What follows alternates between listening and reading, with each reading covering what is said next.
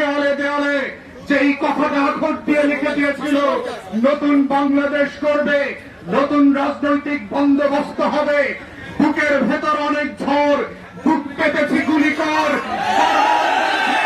সেই তরুণদের বুকের ভিতরের ঝড় এখন পর্যন্ত থামানোর ব্যবস্থা করা হয় নাই।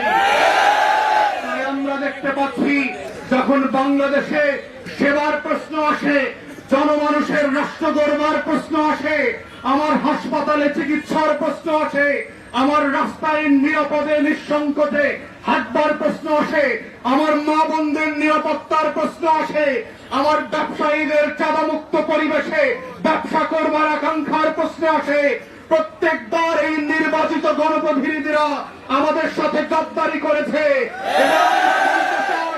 চাঁদাবাজির রাজনীতি আর বাবুগঞ্জে চলতে দেওয়া হবে না,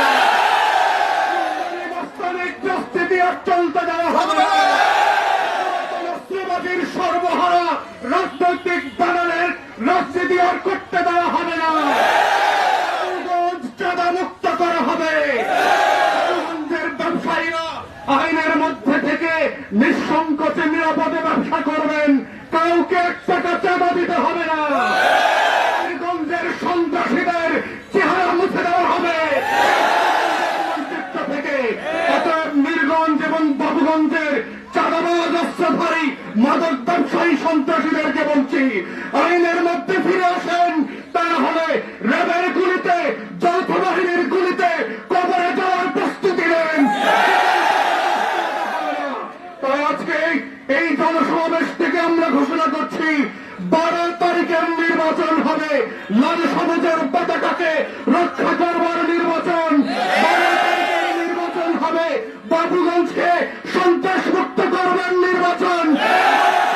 নির্বাচন হবে বাবুগঞ্জকে মাদক মুক্ত করবার নির্বাচন। নির্বাচন হবে মিরগঞ্জকে, মিরগঞ্জের ঘাটকে দালাল মুক্ত করবার নির্বাচন। নির্বাচন হবে বাবুগঞ্জে উন্নয়নের নির্বাচন। 12 তারিখের নির্বাচন হবে আমার লক্ষ লক্ষ মা বোনদের নিরাপত্তার নিশ্চয়তা দেবার নির্বাচন। 12 তারিখের নির্বাচন হবে নতুন করে বাবুগঞ্জ পুনদিকে ঘুরে দাঁড়ানোর নির্বাচন। নির্মাণে নাম্বার 1 শাহ সিমেন্ট। 12 তারিখের নির্বাচন হবে আমার প্রত্যেকটা কাঁচা রাস্তা পাকা করবার নির্বাচন। নির্বাচন হবে আমার হাসপাতালে চিকিৎসা সেবা পাওয়ার নির্বাচন। কেন্দ্রের চারপাশে যদি ঝামেলা করার চেষ্টা করেন, র্যাব, পুলিশ আর যৌথ বাহিনীর গুলির জন্য প্রস্তুত থাকেন। ঠিকানা 12 তারিখে খবরে হবে, তা না হলে নিরাপদে আপনার বাড়িতে থাকবেন। কোন তামতামি বাটপারি করতে দেওয়া হবে না ইনশাআল্লাহ।